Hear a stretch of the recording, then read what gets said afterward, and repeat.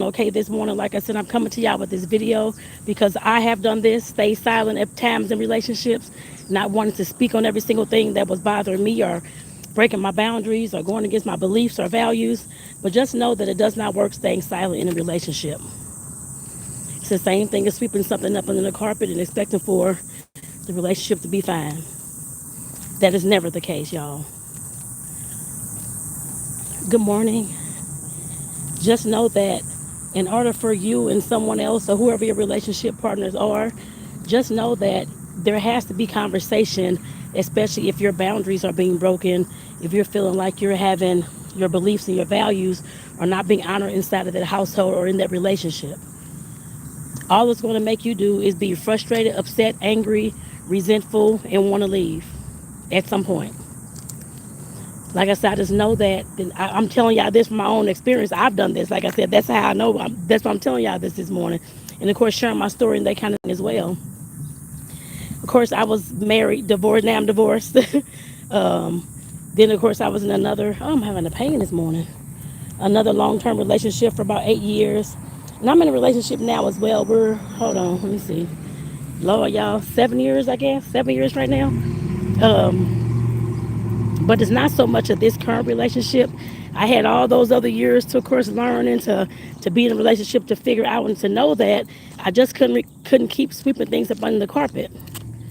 Of course, for example, my one of my past partners, of course, very very I ain't gonna say hoarder, but junky person, stuff all over the place. That is not peaceful for me to live in a household like that.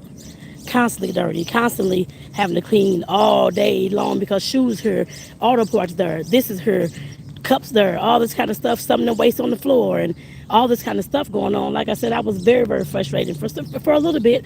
No, I didn't speak up the first several times that it happened, but of course, after I realized that, of course, if I'm not this is back in my early 20s, of course, not when I was married, but or throughout my 20s rather, just realizing that if I'm still sitting up here frustrated and upset, being resentful, angry about this stuff sitting around this house, and I haven't said anything about it, then that's on me. And like I said, it did take me a while to, of course, understand that and to learn that. But it's not just with those small things, the clothes and the cleaning and all that kind of stuff. It is with other things as well. If you're constantly seeing your partner staring at different women, or I guess if you're in a, what is it, you a woman, you have a male partner, put it that way, whatever it's called, monogamous. And you're seeing your partner or whoever it is staring at some other person like they want to get with them or like them, and that's constantly what they're doing, and you're constantly being quiet about it. Yeah, that's gonna cause some problems if that person ain't already cheating, whether it's physically, emotionally, however they're cheating, or whatever they're doing outside of you, whether it's looking at porn, whatever it is, whatever way you deem cheating in your relationship, I put it that way, and in your life.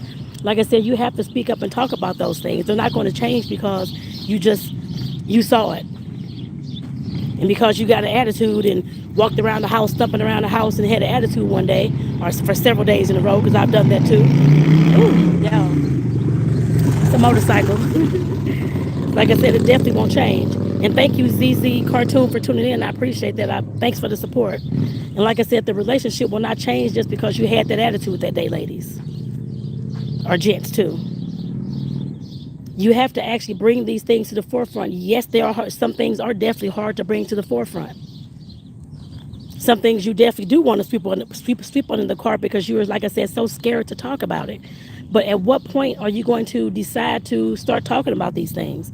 Like I said, I had to realize that these past two relationships, what I guess, let me see, 16 maybe years of relationships I had to learn, and other small relationships too. I wasn't married to everybody, but I mean, just other small relationships too I had, and different things like that. Like I said, I had to learn over these years before I got to the relationship that I'm in now, how to actually talk with my partner about different things that was letting them just go on because I was scared to talk about it. I had to wait until, of course, he and I were both calm to, of course, talk about these things. There wasn't any kind of well, visible stress that I can tell, but definitely visible stress that I can tell. We were both calm, whether it was at dinner or before bed or in the morning, whatever time of day that he and I were both calm and were able to talk about these things. Yes, I was scared to, of course, like I said, to bring these things up. But of course, I had to bring these things up because I'm not going to keep, after all these years of marriage and divorce and relationships, I know that if I don't speak up, nothing's ever going to get done in this relationship. And then if I don't speak up, there is a lot of times that I'm going to miss out on my own things that I want in my life too. And while I'm letting my boundaries go to the side, and they just doing whatever they want to do, and my values and beliefs are not being heard inside this household and this relationship. That creates an environment of roommates for one, because I've been there too several times actually. And like I said, definitely at some point, of course, the relationship is over. I put it that way as well. There's nothing else you can do when it turns to being a roommate and you're like I said, constantly hiding stuff under the carpet and constantly not wanting to speak about things because it's hurtful or because they may get upset. I can care less about that. Yes, back in the day, yes, I was worried about whether they're gonna be upset about it, whether they're gonna leave me because I said something. That usually didn't happen. Well, I left, but it did not happen for them. I put it that way. There's that motorcycle again, y'all. But like I said, I know that I was hurting in the inside. I was the one that was hurting and frustrated and stressed. And because my first relationship, my first marriage, actually, I was cheated on, actually. I did not know. Of course, I didn't know until I found a card in the car from one of the baby's mamas. I guess I put it that way. And of course, I was done with the relationship at that point. It took me maybe like 2 months and I was out after about 4 or 5 years, I think. I didn't waste my time. Like I said, I learned early on, yes, while I was definitely scared to talk about different things or to bring things to the forefront. That was back in like my late teens, early 20s. After that, of course, like I said, definitely I was bringing everything up. I didn't care how it made my partner feel, to be honest. And I still don't care how it makes. I'm saying that I don't love my partner or anything like that at all. Oh, shoot. I'm stepping on. I'm out here walking along this ground. But like I said, it's not that I don't care about anybody, I don't love anybody, anything like that at all. It's just that I know that when my boundaries are being crossed and when my values and beliefs are being ran over and nobody cares about them, I have to be the one to care about them. And if I'm not, well, all these ants and what the Lord, and if I'm not caring about them, they ain't gonna care about it either. Because they're like, they have no idea what's going on in the way I'm feeling because I hadn't said anything. How do I expect to have change when I haven't even spoken my truth yet in any kind of aspect? And like I said, this can apply to a romantic relationship and a non-romantic relationship. You can be dealing with this with your family, your mom, your dad, your, I don't know, cousin, aunties, friends, and even your kids. Like I said, I had to learn that. And like I said, I'm 49 years old now. I did have to learn, but like I said, definitely I had to get over that fear, especially if I wanted my own values and beliefs and boundaries to be heard and to be honored within this relationship. Like I said, it took me a few years, I guess I put it that way. Not a very long time, but a few years. Like I said, in my early 20s to, of course, get this together and to figure this out. And like I said, once I figured it out, I can't say I was a happy go lucky sailor in the relationship. I can't say that, but it definitely helped me along the way. It definitely helped me along the way to know that I'm a person too and that I have a voice too in this relationship and that it has to be heard instead of me just being quiet and not saying anything. Even when it comes to sex, it's the same thing. Anything that you're wanting to try, anything that you're wanting to do, or something that you're not wanting to do, you have to speak up. I don't care what marriage or whatever it is that you have in your relationship. Your body is your body. If you don't want to do these things, don't do them. Or if you do want to do these things, talk to your partner about it. Yes, again, while it may be, depends on what kinks, fetishes, that kind of thing, that may say, no, I don't want to do this or that kind of thing, which is understandable. People have their own preferences, just like you do. But if you're unhappy in those areas, whether it's sex or whether it's the communication, no matter what it is, the intimacy, the connections failing, you have to speak up about it, y'all. Like I said, I spent years, like I said in the beginning, my early 20s, early to mid 20s actually. I was married. I got married at 21 years old actually. Married young, of course. I was ready for the marriage. I don't think he was, but that's all right. But like I said, definitely married young, and we were married. Lord, y'all, I really don't know how many years. Maybe 4, but legally married about maybe I'll just say 5. But of course, like I said, I ended the relationship once I found out that he was cheating on me. That was probably after about 3 years, maybe 3, 4 years, maybe I guess. And like I said, yes, I did pack my stuff and leave. I didn't have anything to leave with, but I left with what I had. I put it that way. found an apartment. No, yes, it was heartbreaking and that kind of thing too. But I still had to do what I had to do. Some people do stay. That's up to them. But like I said, that's my boundaries and that's my values and beliefs. I'm not the one that's going to stay after that at all. At all. But like I said, that's just me. But like I said, those kind of things, like I said, if things are happening in your relationship, you have to speak up about them. You have to speak up about them. Like I said, you're going to be the one that's going to be unhappy, sad, depressed, and all this kind of stuff going on, suicidal. If you get to that point as well, then what you gonna do? Like I said, I'm sure they, if they're doing some things in the relationship, especially when it comes to cheating or just out talking you or not paying you any attention or gaslighting and all these whatever other terms you want to use. Like I said, if that is happening, they, of course, people know what they do. They can, but what I've learned is that they can know what they want, know what they do all day long. But if I'm not the one that's stepping in about myself and advocating for myself, what I want in that relationship, then it's never going to change. And I'm going to constantly be ran over, used and abused and all those types of things. Like I said, I learned that very early on. I saw my mom being abused for years since I was a little kid, before I even started first grade, by my dad in the household. That didn't stop until I left the household, actually, but it still continued on when I was going to college.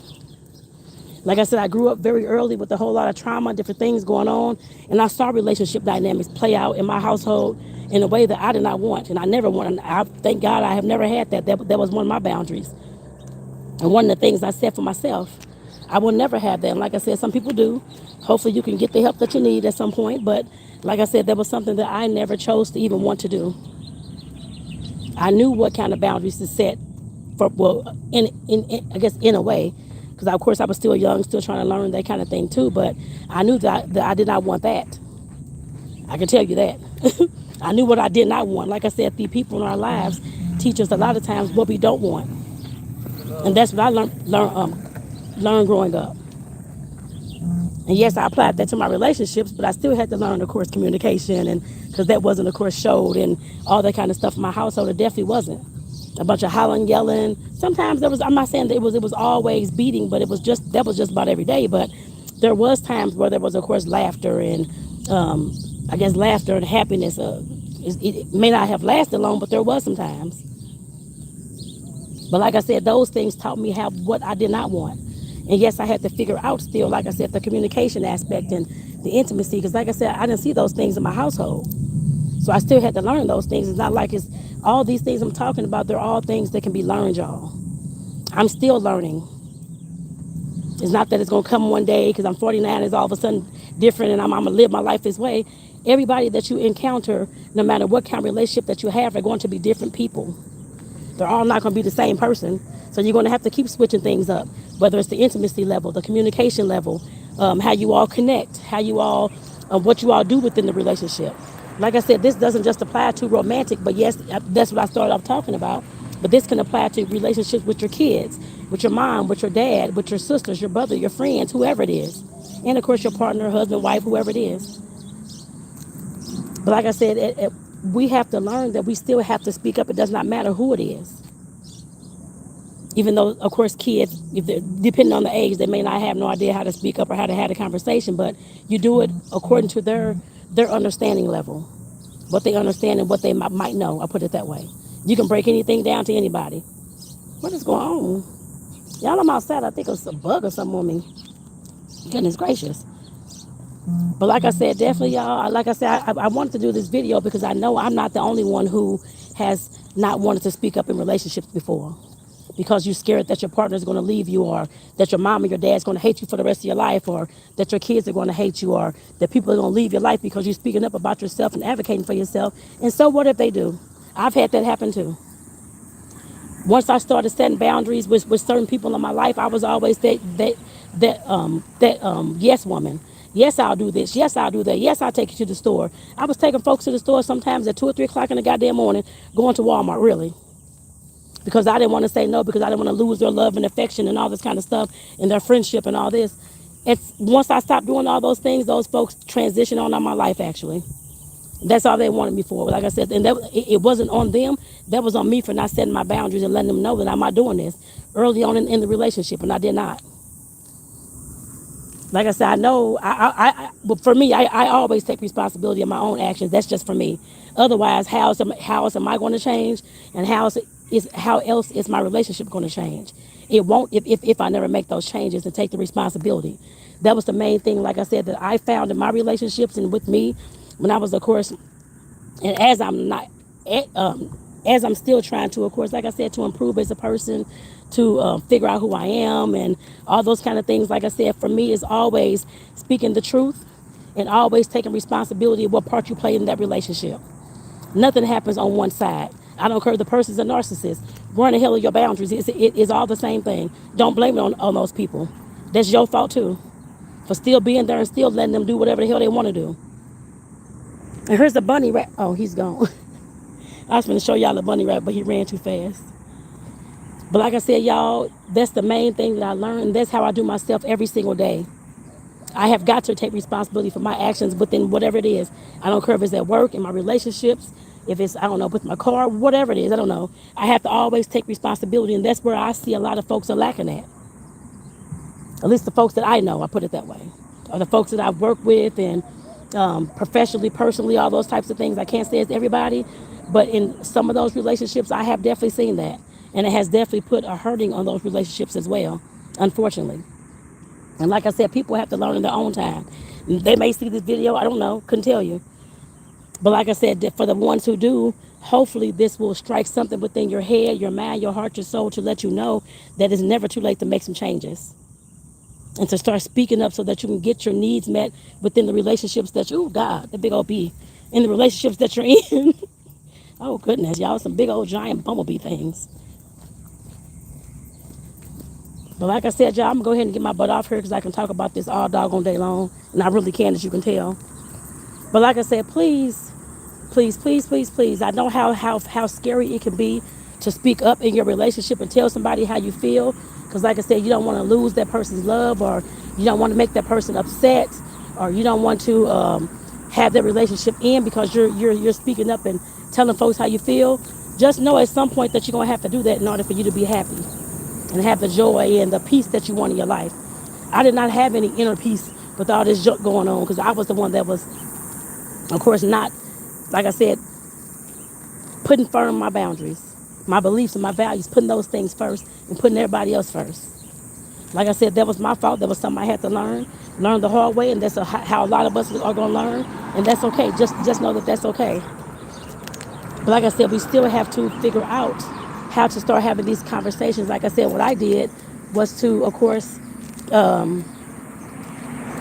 these cars, was to, of course, talk to my partner or whoever it was when we both were calm. And I had to think beforehand what it was that I want to say because I know how I am. I fly off the handle. This is being said. I'm tired of this. I'm sick. So I had to learn how to, like I said, to think about the conversation and what kind of angles could possibly come up beforehand, so that I would not get too upset and angry and want to go off and holler and yell. Because I used to do that too in relationships actually. And I had to learn how to calm myself down. That's the way that I calm myself down. I had to make sure that I, like I said, did something to calm myself down. Whether that's go on a walk, take a nice warm bath, eat some food, whatever it is, watch a funny TV show, whatever it is.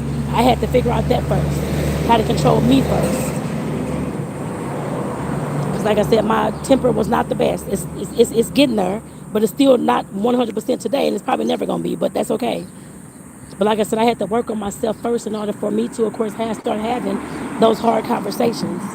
And then, of course, like I said, I went to that person with to make sure it was a calm environment. They were okay, not stressed. They were in a happier mood, that kind of thing, not tired, not groggy, and were willing to speak at that point. And if, of course, we got to speaking and talking, I got upset or he got upset or whoever it was I was talking to got upset, we learned to take pause breaks. Give me a moment. I need to calm myself down. I'll come back to this in about an hour. I didn't let it go past, nothing past 3 days. Whether it was that hour, the next day, or the following day, we had to still talk about the issues that I was bringing up or whoever was bringing up. It was never just, I'm mad, we ain't gonna talk about this no more. No, we still gonna talk about it. Because whether I'm upset or not, once I calm myself down, I still need my values, my beliefs, my boundaries to be honored in this relationship. And I still have to come back and talk about it. Like I said, I actually need to get to work this morning, but I hope that these things have helped somebody this morning, y'all. I really do. I hope it helps somebody to if they're not going to, of course, speak your truth today in your relationship, that's fine. You heard the conversation, so in your own time, I'm sure you'll do so. And that's what matters to me. Whenever you get ready, I guess I put it that way. But I just hope that this gave you a little bit of nudge to let you know that you're not the only one who has never spoken up in a relationship. I'm pretty sure that everybody watching this video has done that. I'm pretty sure that. I could be totally wrong. But like I said, y'all, I'll see y'all in the next video. I got to get my butt off here. Make sure that you, of course, subscribe to the channel. And, of course, hit that notification bell to receive all the videos I upload from this point here on out. If you ain't seen those in the past, go check them out, too. Peace out, y'all, and have a good one.